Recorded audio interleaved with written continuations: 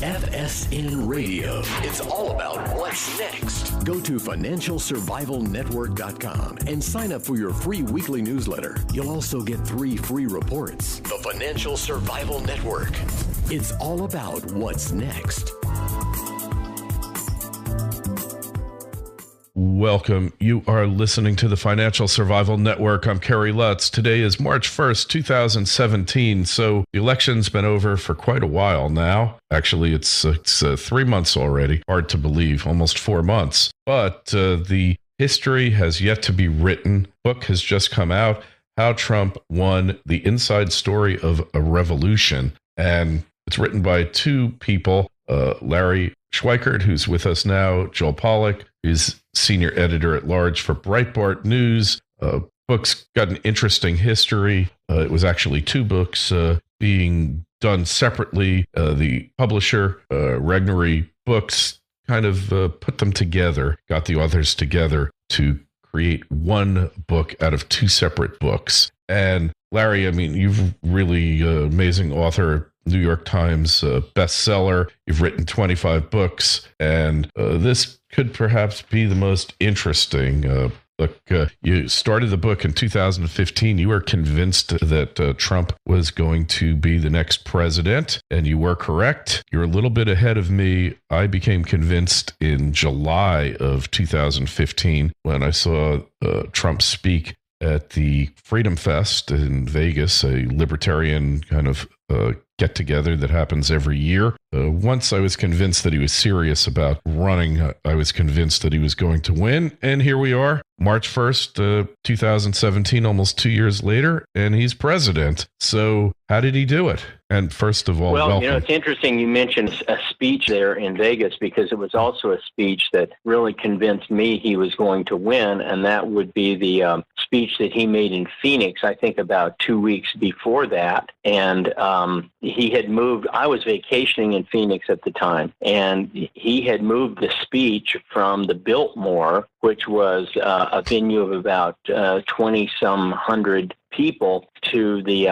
convention center, which was 14,000 people. And I know Phoenix. I was born and raised here. I said, wait, that does not happen. I mean, nobody just comes in and plans a speech for 1,000 people and then has 15 times that many people show up. So I knew something was going on there. I knew it was big. And when I listened to what he had to say at that speech, and he was highlighting illegal immigration, number 1, and jobs and economic recovery, number 2, from a very practical and pragmatic perspective, like no one had, I thought, well, this guy can win. And then he gave the stage over to Jamil Shah, who was present last night at the inauguration. Very, very few candidates ever do that. Very few candidates will turn over a major speech stage to someone that nobody's ever heard of. They'll give it to a celebrity, but not somebody. So, you know, I thought right away he was very, very different, and that his use of language was incredibly forthright and blunt and plain. He got criticized for that, for insulting people or whatnot. But ordinary Americans can relate to that, and I thought, especially if they were tired of the political talk. So anyway, that's how you and I both kind of ended up at the same place from different events. Uh-huh. Yeah, well, I remember that. I remember those speeches where you'd have families of the victims of criminal acts, murders, basically, done by illegal immigrants. And this is something that's been going on for a long, long time, not taken seriously by any of the party politicians. And I said, whoa, wait a second, he's onto something here. And he could potentially, this and a few other issues, ride this into the White House. And here he is. He's done it. Well, among the other things that happened, he generated a new form of political speech to the American people. I thought that was really critical. He used Twitter better than any president in history. And that's interesting because a friend of mine, Jason Matera, wrote a book called Obama Zombies back in 2009 about the millennials and the youth following Obama. And he made the point that Obama had just crushed McCain in social media. And the numbers were, they were staggering. Things like 100 to 1 in YouTube views, 2,000 to 1 in Twitter account followers, things like that. And so I knew this was important, that this wasn't just a phase. I knew this was something any new politician better get used to. Yeah. Well, at the time frame you're referencing, early summer, Trump had 4 million Twitter followers, which was more than every single other Republican in the race put together, and there were 17 of them. And so that and he was almost, at that time, almost equal to Hillary's Twitter followers then. And we know later that Hillary was padding her base with a bunch of fake followers that, would be bots and so forth. Yeah, and then when you look So that was one thing, the use of Twitter and new social media that allowed him to go over the heads of the drive-by media. Yeah, and then when you looked at his YouTube engagement and you looked at hers, I mean, there was no comparison. He had, not only did he have the followers and people watching his videos, but then the shares and the comments and everything else. Right. He was so far ahead of Hillary in that respect. There was no comparison. Well, but there was also something else, and this is one of the things that we reveal in the book that I think everybody's missed. They continue to miss, even after his Melbourne, Florida appearance a couple of weeks ago, and that is these rallies. The standard news media take on these rallies is that these are just the most rabid followers, and they don't mean anything because they're just the loyal core. That is true, and these people ended up being the boots on the ground and the people who go call and,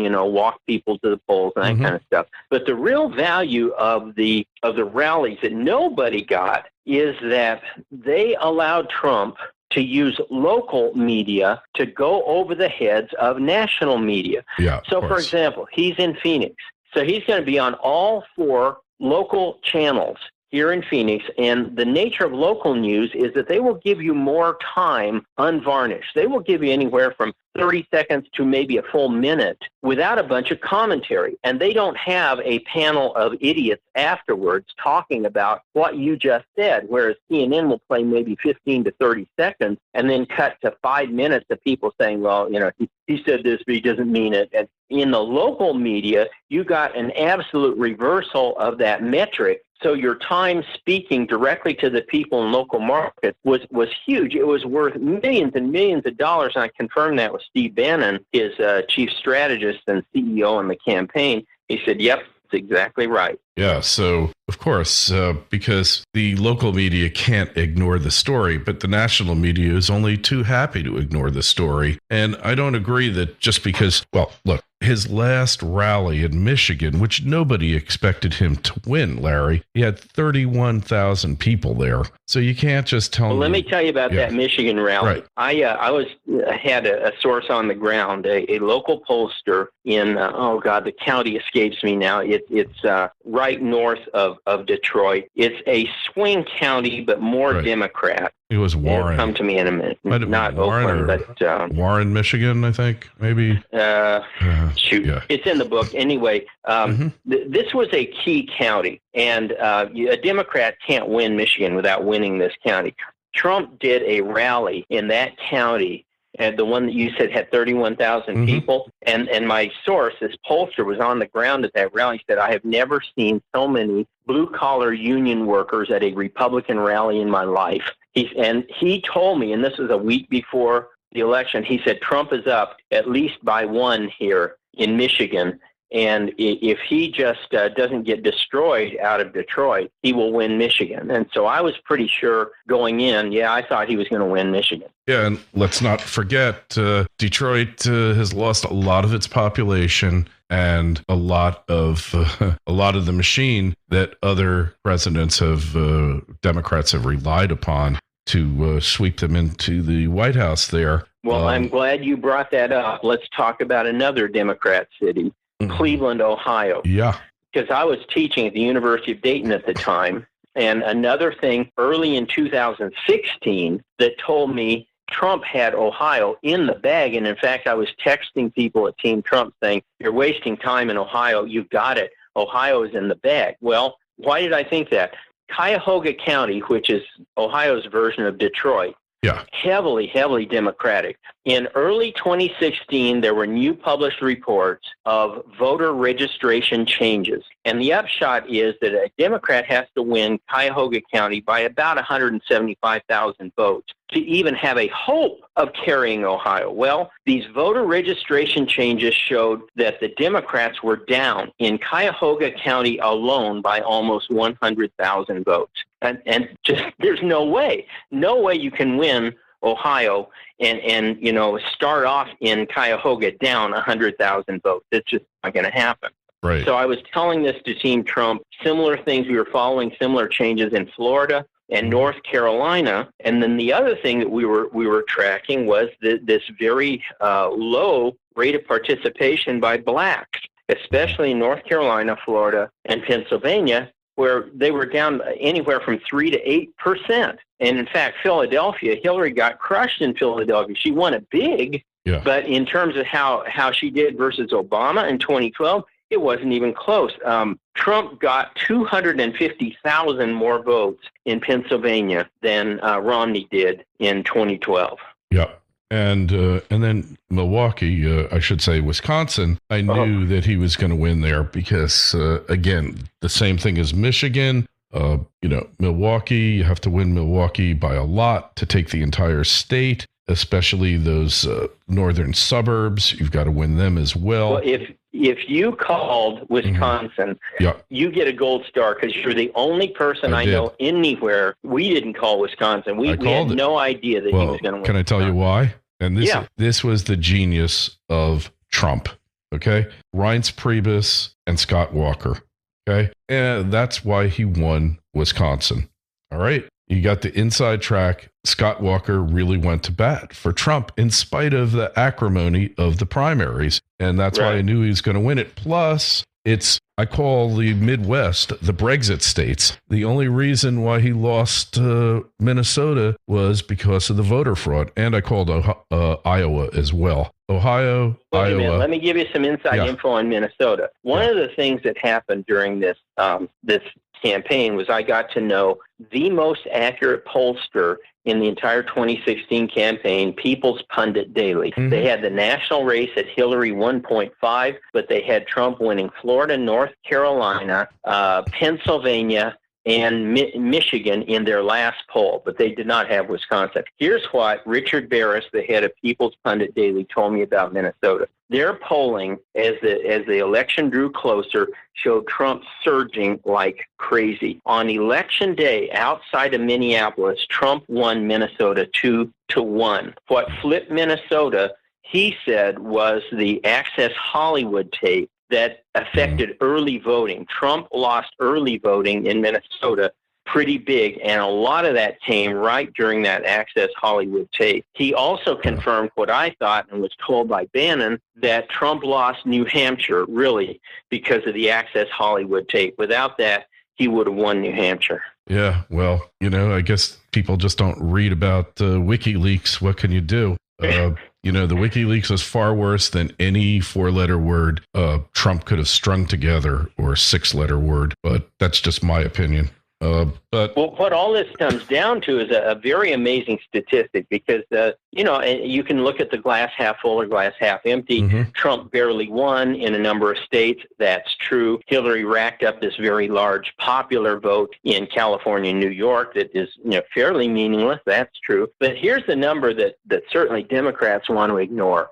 In 7 states, Maine, New Hampshire, Virginia, Minnesota, New Mexico, Colorado, and Nevada, Trump lost those 7 states by a total of 510,000 votes. Yeah. Now, the flip factor, if you're a politician, you're going, how many votes do I have to flip next time to win those 7 states? The flip factor is 270,000 votes. Are you kidding me? As we said, Trump got 250,000 more votes in one state alone, Pennsylvania, from 2012. So if I'm a Democrat strategist and I'm looking at that number and not drinking Kool-Aid, I'm going, holy crap, we were 500,000 votes away from an almost 370 vote blowout. Well, I knew he was going to win Florida. There was never a question in my mind about it, and never, because he took the Cuban population. And the fact that the Democrats got them for Obama was an anomaly, a true anomaly. They'd always been hardcore Republican. I never understood how Obama got them. Never could understand that. But well, here's some tidbits about Florida, because I had two different guys in our group. We called us the Renegade Deplorables, and we were all working stats from different parts of the country. And as I said, we found early on that black voting, early voting, absentee voting in Florida was down 3%.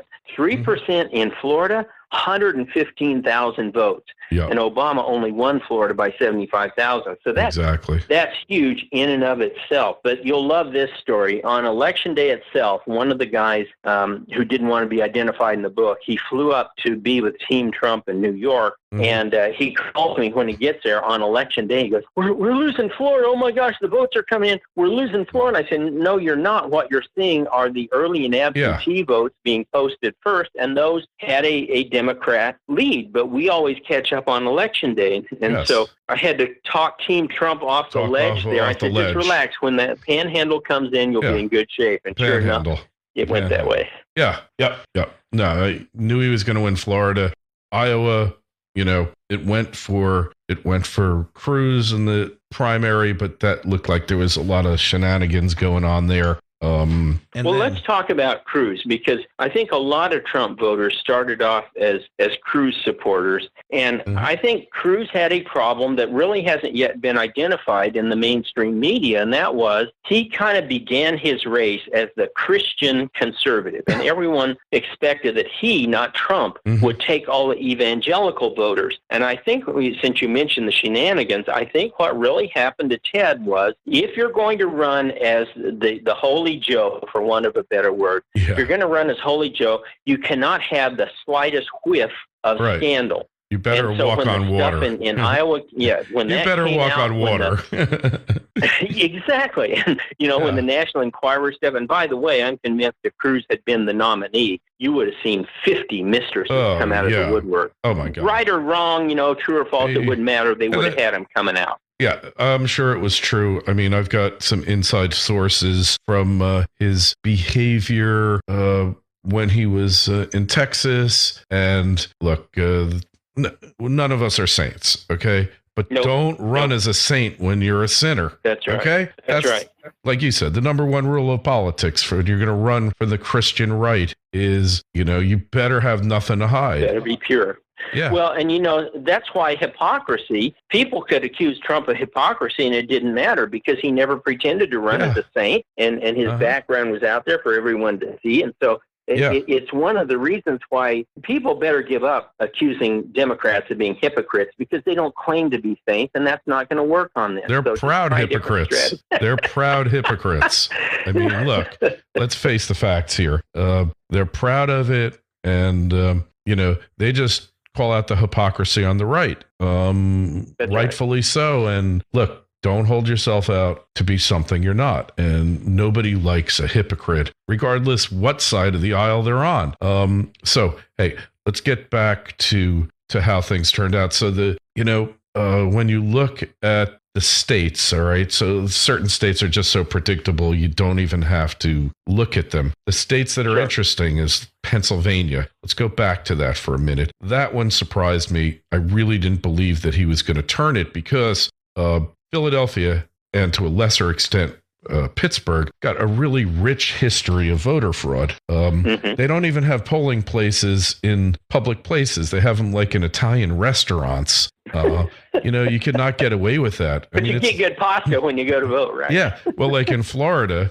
we have polling places in nursing homes. So maybe the dead can't vote in Florida, but the almost dead are just as likely to vote here. But in Pennsylvania, I remember reading a story of a guy, he was a poll watcher, and he shows up at his polling place, and it's literally an Italian restaurant. No one is even voting there. And the guy who's running it, is a little bit connected. And he says, this is the way it's going to work. And the guy is just not going to argue with him. And at the end, they've consumed X number of bottles of wine, and they go into the machines, and they're just pulling levers, the old machines. Yeah. That's the way it works in Philly. And, you had it during Obama, where far more number of people voted in certain districts than were registered.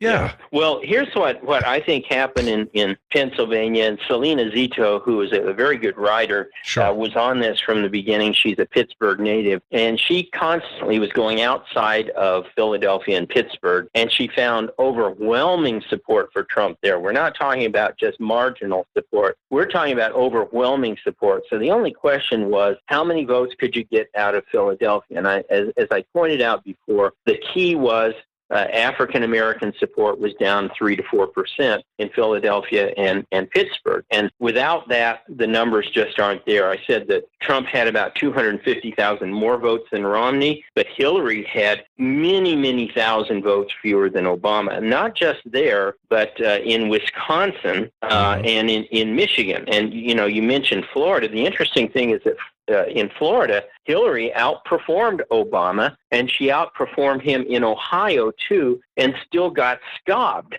It's because Trump would have beaten Obama in either Florida or Ohio, but not Pennsylvania or Michigan this time around. So, fascinating. Pennsylvania was indeed a key, and Trump way overperformed and Hillary underperformed. Yeah, that's the state that really shocked me. Michigan could have gone either way, although I had it leaning towards Trump. I knew that Trump was going to win. I just, Pennsylvania, and he won by 70,000 or 45,000 votes, whatever it came out to, pretty substantially. But But Wisconsin, I just knew because he had the machine tied up there. In Ohio, I knew because basically they kicked out Kasich and the National Party took control of the state machine because Kasich was an obstructionist and he had to be dealt with. So at that point, it was clear that Ohio was going to go for Trump. There's no way they were going to vote for Hillary. And like I say, Minnesota surprised me, but not really because they did vote for McGovern. They were the one state that voted for him, so you just never know with them. And about 3 weeks out from the election, I got an internal poll from the Trump campaign that showed them down just 1 or 2 in Minnesota, down just 3 in Oregon, ahead in New Mexico, tied basically in Colorado and Nevada, and very close in places like Delaware. And I said, I texted and I said, are these numbers accurate? And I listed them all. I said, yeah, that's what we're showing right now. And then came the Access Hollywood tape, and a lot of those numbers flipped with that tape. But I think the other interesting story of this campaign to that is the poll. And as we said, the polls were wrong. They're going to cover themselves by saying they were right nationally, which is totally irrelevant because none of the pollsters except PPD,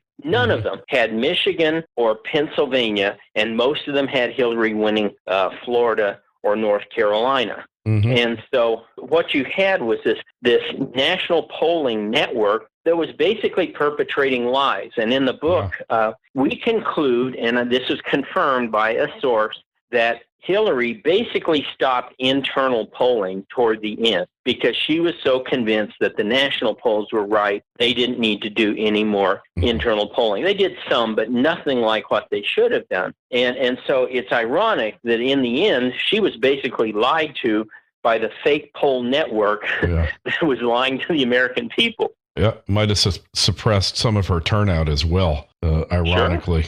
So, yeah, well, interesting. So the book, I'm sure, is selling well and probably want to go out. In audio form already, yes. Right. And we've already got inquiries into German translation. It'll be in Walmart. It'll be in Barnes & Noble, of course, anywhere where books are sold. Right. The book is How Trump Won, The Inside Story of a Revolution, which it truly was. 2 authors, Larry Schweikart and Joel Pollack. Sounds like incredible reading, and it really was a shocker to just about everybody in the country except you, me, and a few others, Larry.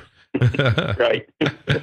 I mean, my friends would be like, God, if Trump doesn't win, it's going to be the end of the country, which may or may not have been the truth. Who knows? But I would just tell them, look, he's going to win. Just stop worrying about it. Just go to sleep, go have a drink, whatever you need to do to unwind. He's going to win. Yeah, but the polls, I said, just stop looking at the polls, turn off the news. I mean, even Fox News was like, it's all Fox over. Was horrible. Yeah. I had to get off Twitter in the main part of Twitter and just go in the chat room with the Renegade Deplorables because the people were just freaking out. So, we're going to lose. Oh, no. Oh, my God. Oh, it's terrible. Oh, Florida.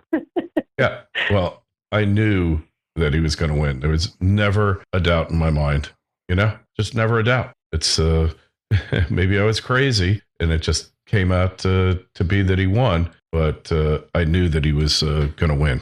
It just had to be, because the people were not happy in the country, right? I mean, were they happy here? Well, no. And then, there was one other thing that I think the media has totally gotten wrong. Mm-hmm.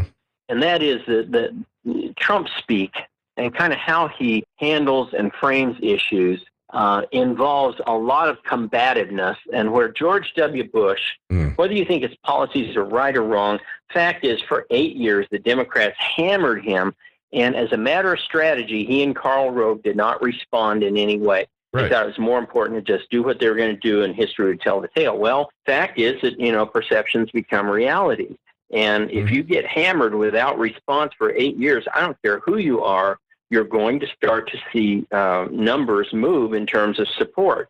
And that's why. So Trump figured that out early on. He would not take any kind of attack at all, and he would counterattack. Now, what he also learned, and Scott Adams of Dilbert fame really dwelled into this, he has a certain speaking style and a strategic style that basically sends the media off into chasing the way I put it is every day Trump wakes up and he puts a little block of cheese in a maze. Exactly. And the media chases the cheese while he goes about and does the things that he wants to do. It's a little diversion every day, whether it's talking about a Hispanic judge or talking about McCain's war record or whatever it is. And Kellyanne, the latest is Kellyanne Conway on her knees on a sofa taking a picture. This is a big deal.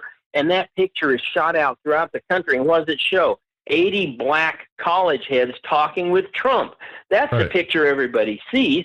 What picture people saw in the Democrat convention of Kasich Khan was not this man talking about his son, this proud Muslim. What they saw was a Muslim woman in submission standing there quiet while her husband spoke. That's what people saw. And so Trump has a way of framing these things by throwing out this piece of cheese almost daily while he just relentlessly goes about doing what he's going to do. I wrote a story about this.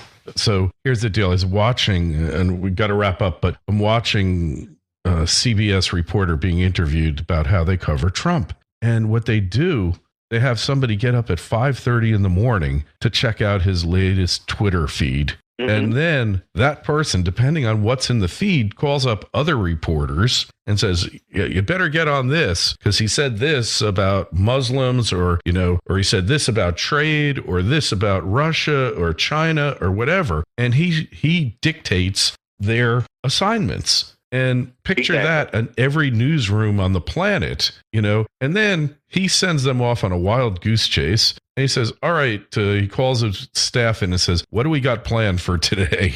And that's what happens. And if you saw the Kellyanne Conway thing, they're busy talking about that. He signed 2 more executive orders that were very, very important. So it's funny. It really is, because they're just being trolled and played and diverted and distracted. And I don't even know if they're smart enough to know it or, they're pretty dense when you get down to it. Well, Larry. I was in Trump Tower about a month ago, just before the inauguration, and I met with Bannon, and he was laughing. He said, do you think they'll get it? And he meant the media and the Democrats. Do you think they'll catch on to what we're doing? I said, not a chance, because they're too arrogant. Yeah. They think they know the answers. They've got the playbook that's worked for the last 40 years. And so now they're convinced that all they need to do is run that playbook. And there's, what was it Eddie Murphy said in the one movie, there's a new sheriff in town, and his name's Reggie Hammond. Yeah, right. Yeah, I mean, it's absurd that they could fall for it every single day of the week. And, I wrote this article. Lucy in the football. Yeah. It's Lucy in the football. Yeah, it's like I wrote this article, The Workaholic in Chief. And he's up at 5:30, 5 o'clock in the morning. He sends out his Twitter thing. Maybe he's even got it scheduled. So maybe he doesn't even bother with it. Who knows? It doesn't really matter. It's kind of irrelevant when you think about it. It's the Twitter feed. Sometimes it's got to do with it. And, they've gotten their licks in on him. Let's face it. when they attack his wife and his kids and all that, can't feel good. But in the final analysis, he gets them back pretty good because he's got them going all over the place, like with chickens with their heads cut off, and they don't even know what they're doing there, you know?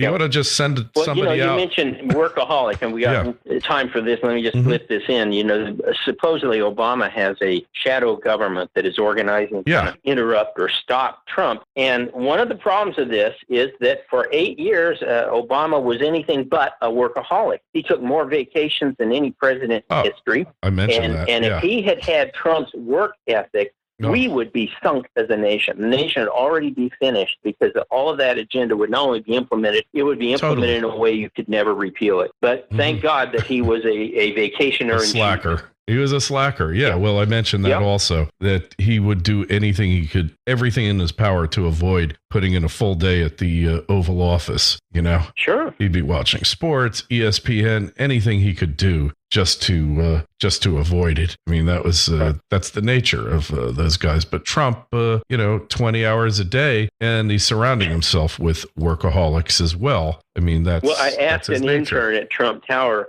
I said, "Does Bannon ever sleep?" And they said, "Not much." And I said, "Well, does Trump ever sleep?" He goes, "Less than Bannon." Yeah. I mean, that's it. And then you look at the generals; those guys don't sleep. And then, Rex Tillerson, he didn't get there by working 6-hour or 4-hour days, correct.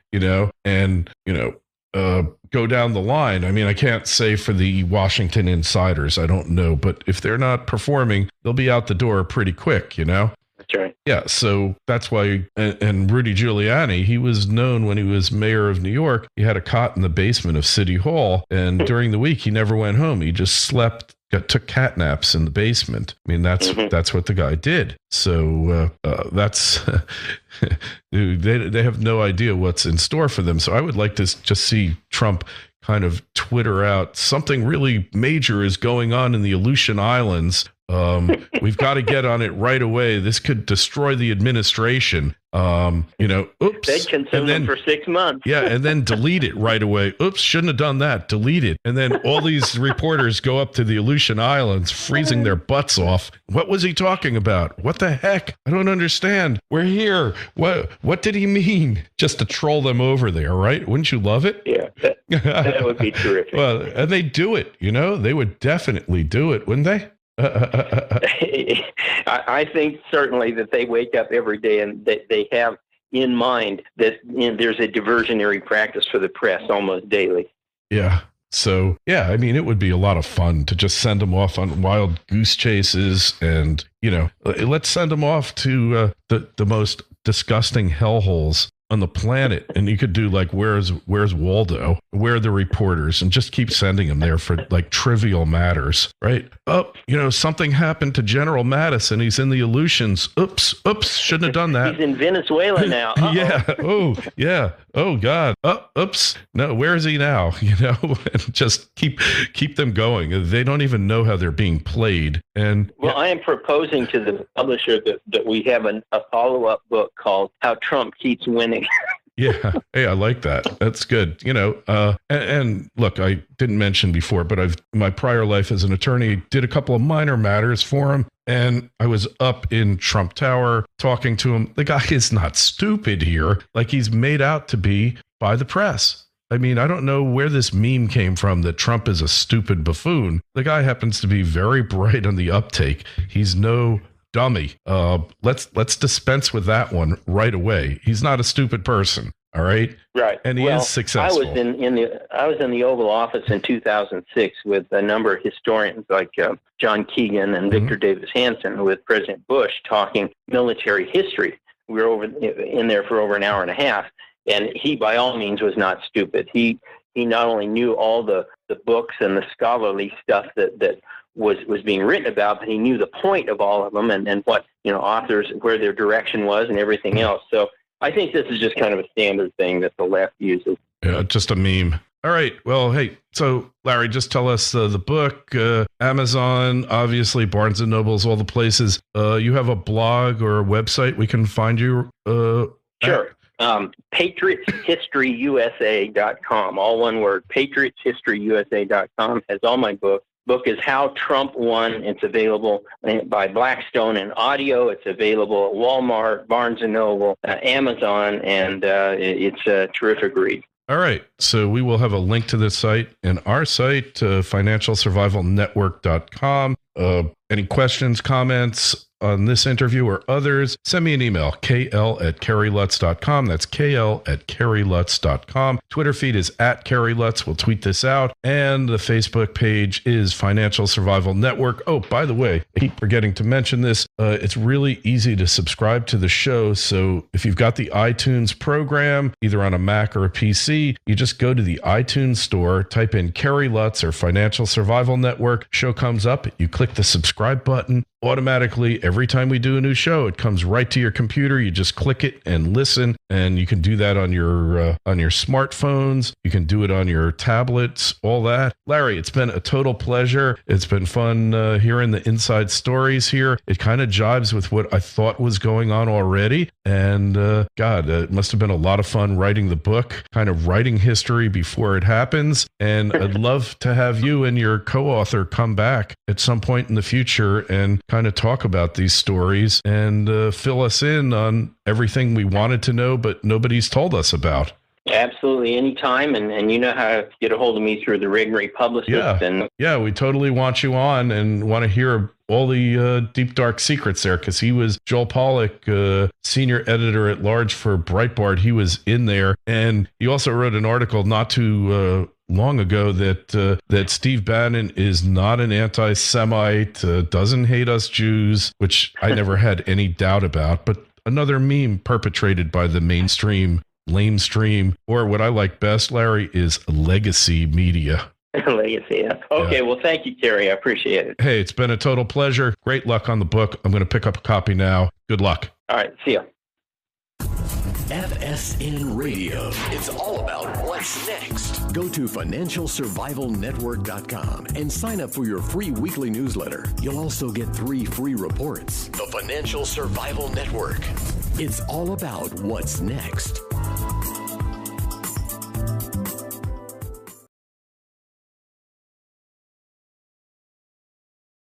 A 1,000 people and then has 15 times that many people show up. So I knew something was going on there. I knew it was big. And when I listened to what he had to say at that speech, and he was highlighting illegal immigration, number 1, and jobs and economic recovery, number 2, from a very practical and pragmatic perspective, like no one had, I thought, well, this guy can win. And then he gave the stage over to Jamil Shah, who was present last night at the inauguration. Very, very few candidates ever do that. Very few candidates will turn over a major speech stage to someone that nobody's ever heard of. They'll give it to a celebrity, but not somebody. So, I thought right away he was very, very different, and that his use of language was incredibly forthright and blunt and plain. He got criticized for that, for insulting people or whatnot. I was convinced that he was serious about running. I was convinced that he was going to win, and here we are, March 1st, 2017, almost 2 years later, and he's president. So how did he do it?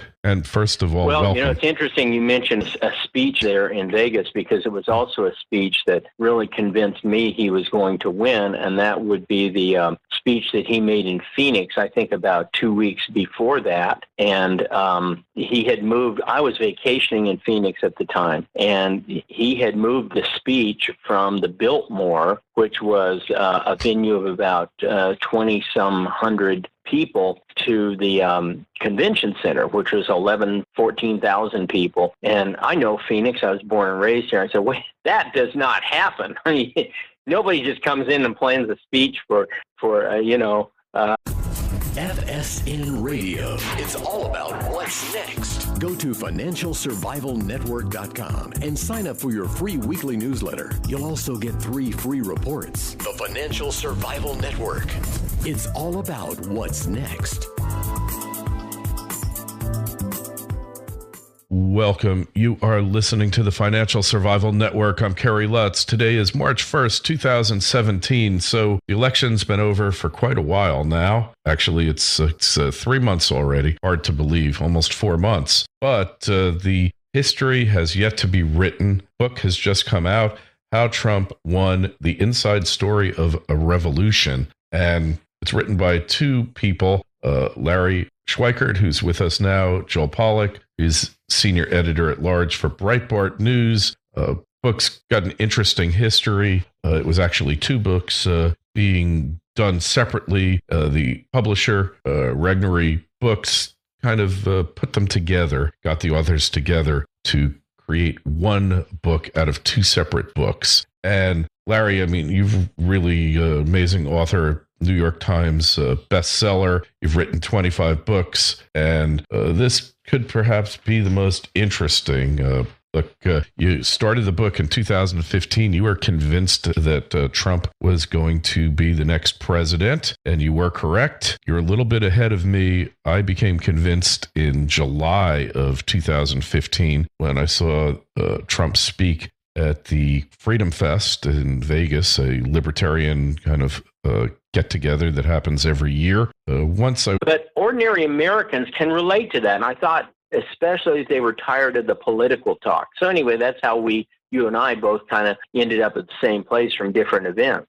Uh-huh. Yeah, well, I remember that. I remember those speeches where you'd have families of the victims of criminal acts, murders, basically, done by illegal immigrants. And this is something that's been going on for a long, long time, not taken seriously by any of the party politicians. And I said, whoa, wait a second, he's onto something here. And he could potentially, this and a few other issues, ride this into the White House. And here he is. He's done it. Well, among the other things that happened, he generated a new form of political speech to the American people. I thought